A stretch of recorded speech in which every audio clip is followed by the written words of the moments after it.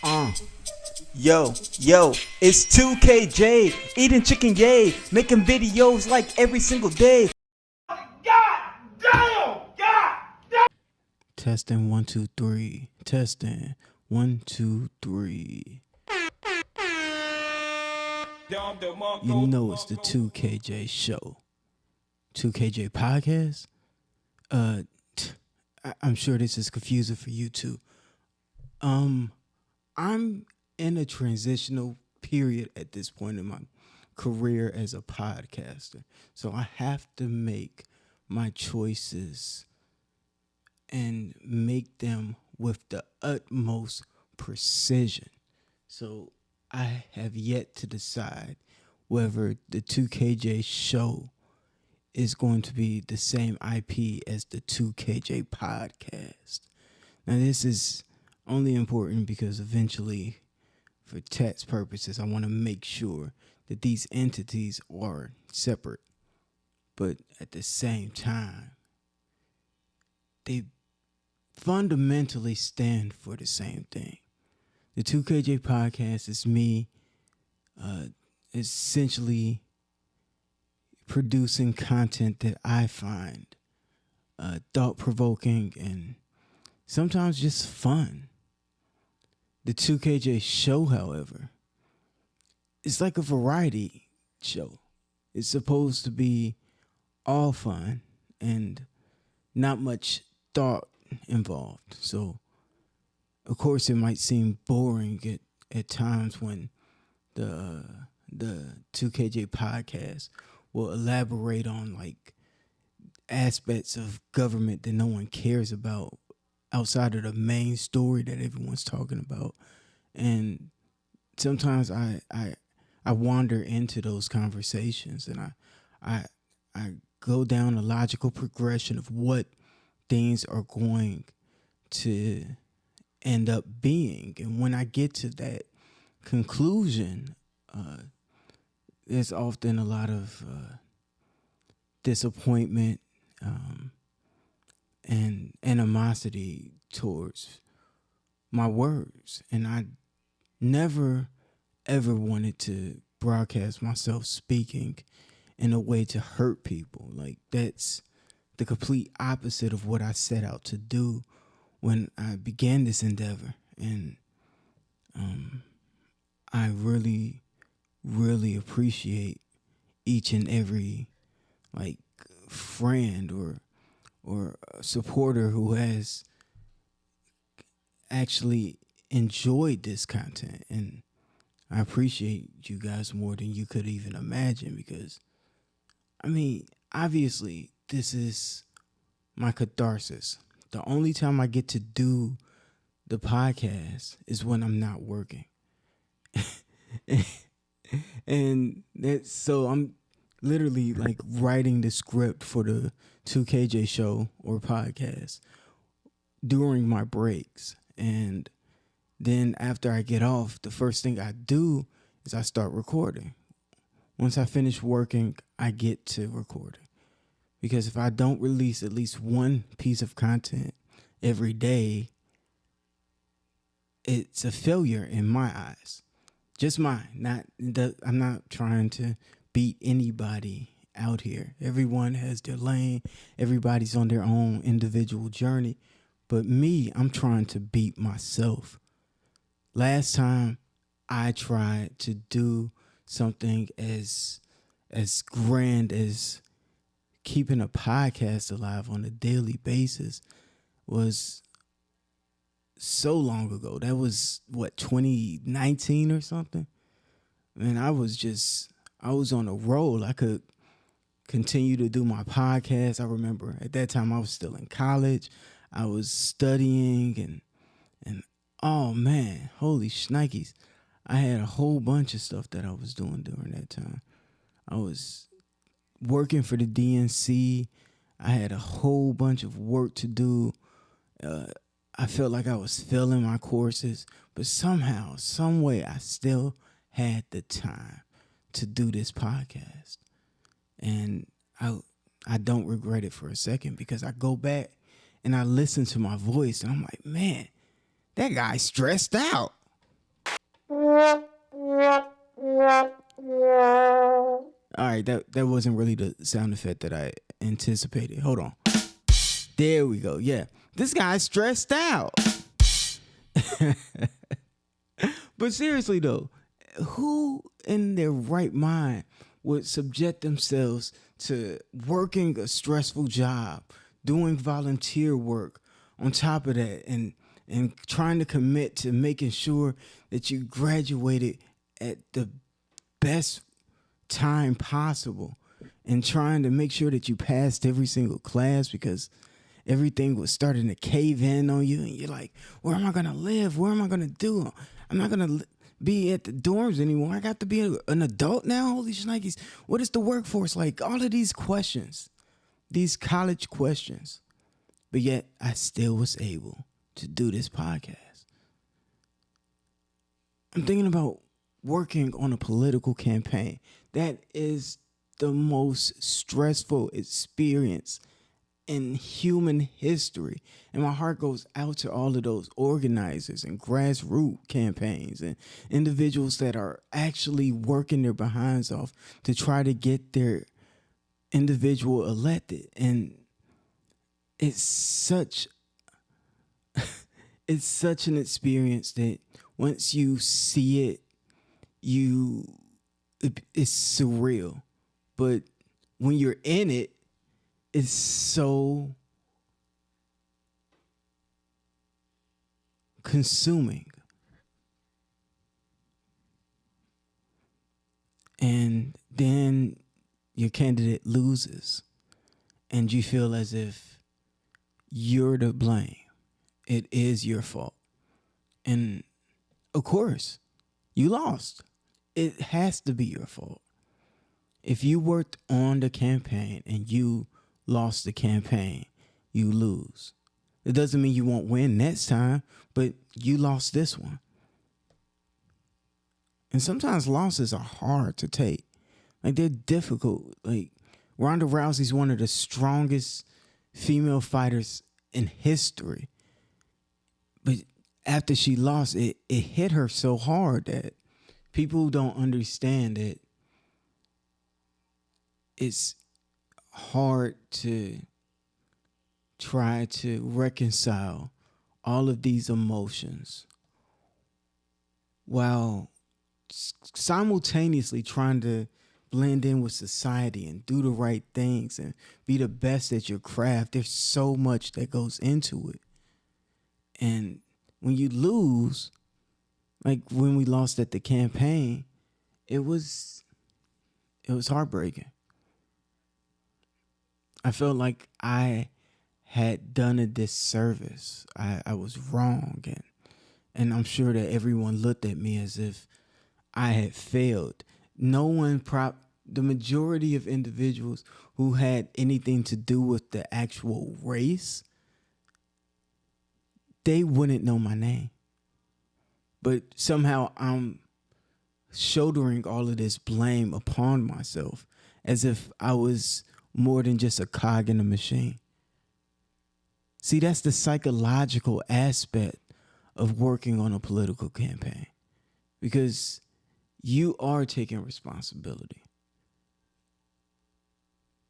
Yeah. But however, back to the 2KJ show concept. The fact that I was able to have all of that and still do my podcast, I think that's a triumph in myself.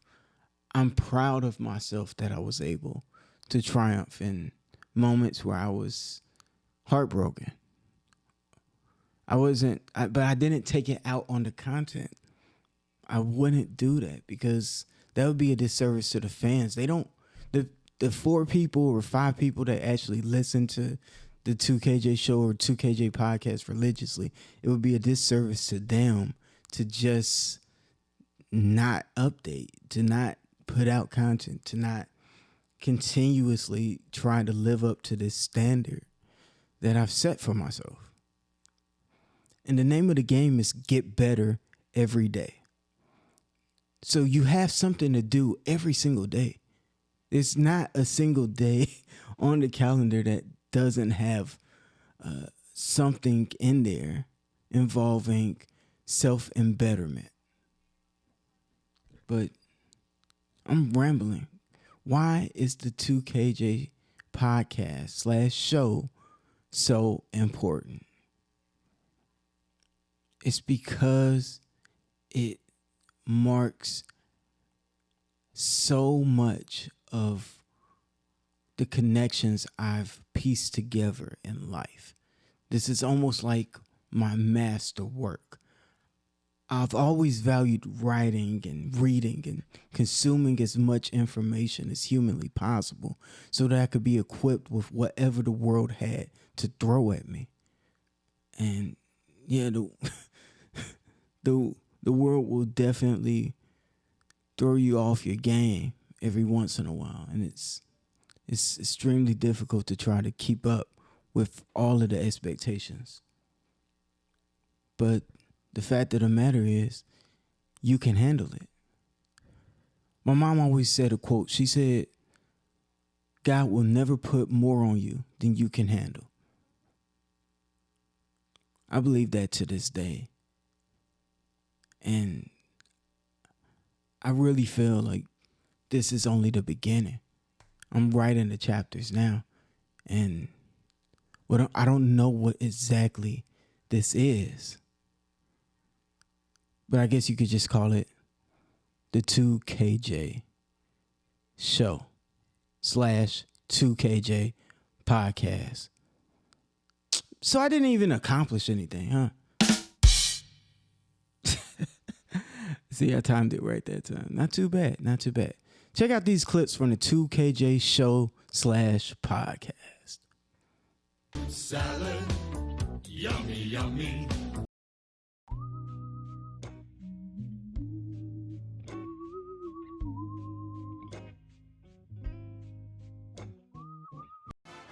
How many times do we have to teach you this lesson, old man? I love the young people.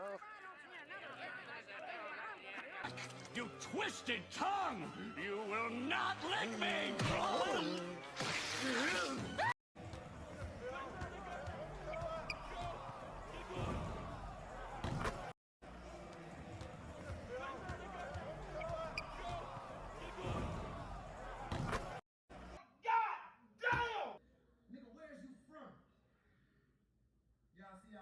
Stuttering, that's because he's fake blood, he's fool coloring. I'm a crip.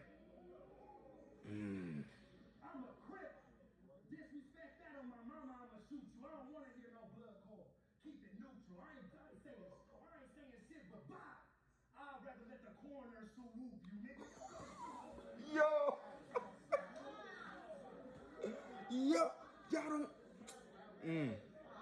y'all don't understand.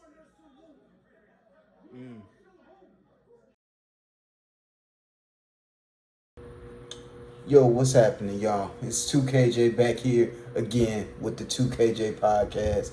And I gotta tell y'all, man, this Kanye West Drake thing is, well, it's a dream come true, first of all. And secondly, I don't think that it's as close as people are trying to make it out to be. Because in my humble opinion, and I'm biased as hell because I am a Kanye stan, you can't compare a rap album to a gospel album. I'll say that again. You can't compare a rap album to a gospel album. Especially when a gospel album is 10 times better than a rap album. Yeah, so that's my opinion. Good luck, Drake. I know you're still trying, and hopefully you'll come back with a diss. But it's wild that he leaked a song that's 10 times better than anything on his album. He leaked a song with Kanye and Andre 3000, thinking that somehow helps him in the battle. Like, that's wild to me, because who in the world would want to release something that washes everything that you created on your tracks? So, yeah, good luck with that one, Drake. So far, good music has caught 2 bodies on Drake, and now he's still asking for the smoke. And I'm praying that this is over. hopefully they can get back into the studio and do an album together, because that would be freaking amazing. And I'm sure that the competitive nature always drives them to do better, and it's just great to see, man. We are living in the renaissance of hip hop right now, and just appreciate what y'all got, man, because this doesn't happen every decade or century. It hardly ever happens, and now everyone is embracing it, and I love it. So kudos to those who put out creative and thought-provoking music, because without you guys, I wouldn't have anything to talk about. So shout out to y'all. This has been the 2KJ Podcast. Thanks for listening.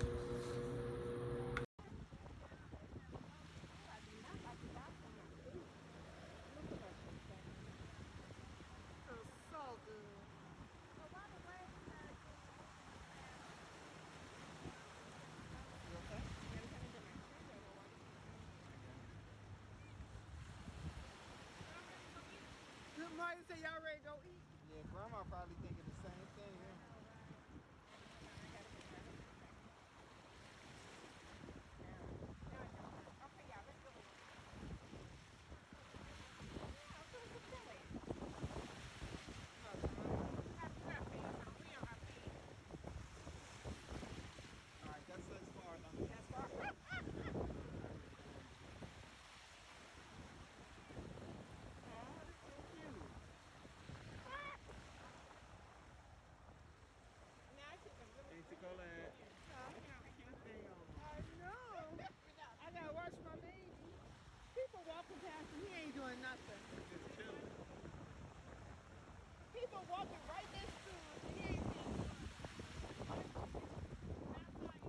Full flow.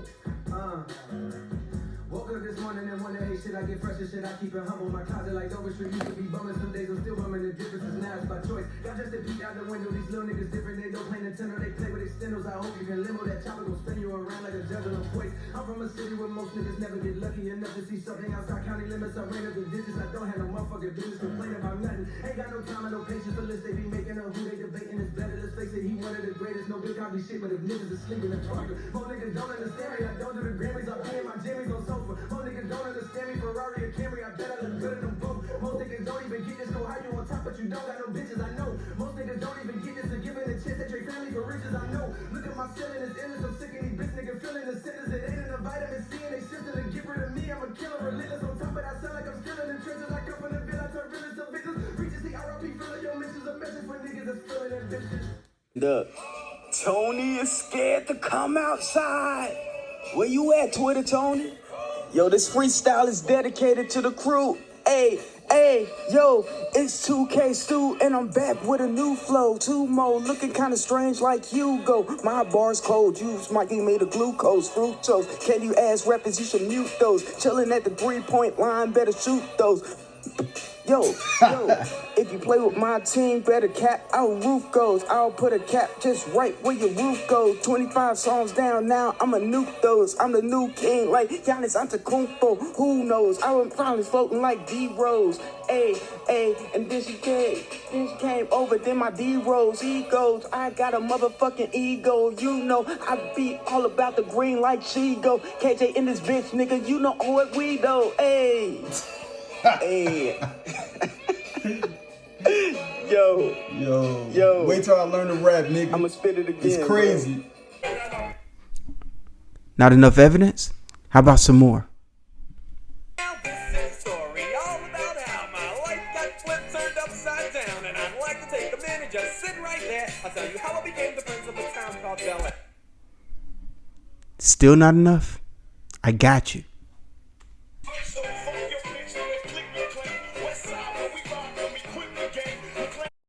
Don't really rap a homie, that's okay. Yo, it's 2KJ, eating chicken, yay, making videos like every single day. Don't really rap a homie, that's okay. I'ma shoot it great, I'ma shoot it from the bay like Clay. Hey. I was just trying to see if like it worked if I did it. I didn't think. Yeah, I'm just gonna turn this off.